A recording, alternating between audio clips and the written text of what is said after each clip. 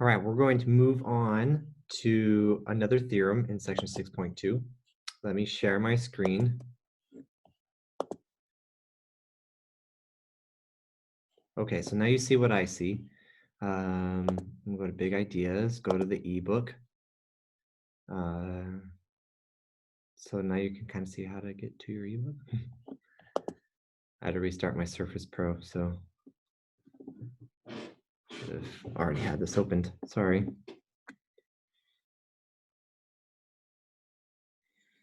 Okay, here it is. Let me zoom in. Theorem 6.6, in-center theorem. You need to write in your notes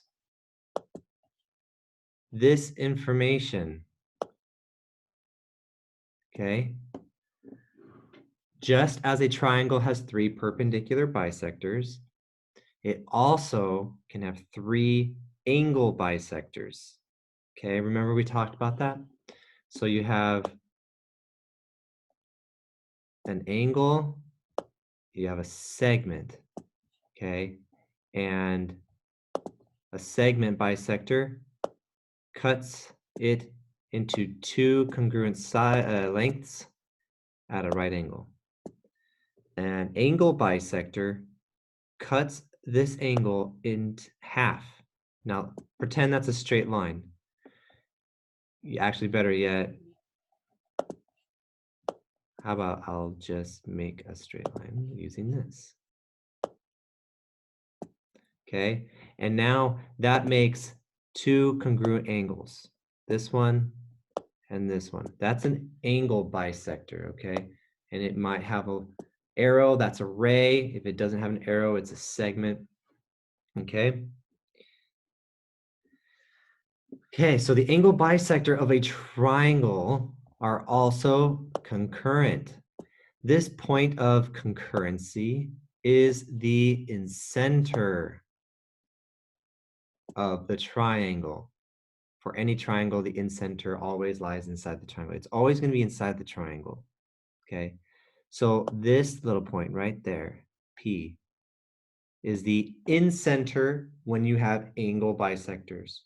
A previous theorem was it's a circumcenter when you have segment bisectors.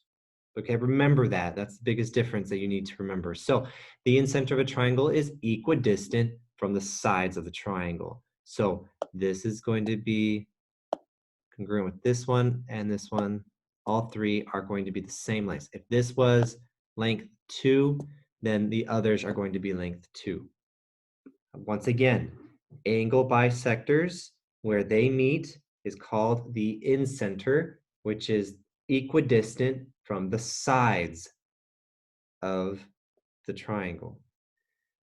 The circumcenter, when you use segment bisectors, where they meet, is the circumcenter, and that is equidistant from the angles, the vertices of the triangle.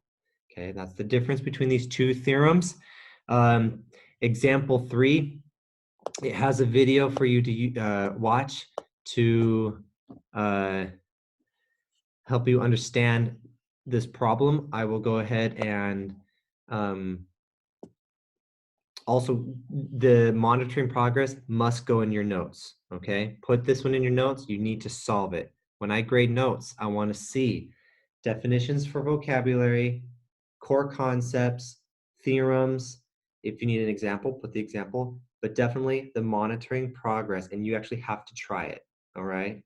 And I will end this video. I'm gonna make some videos of other examples to, just give you some more help and everything.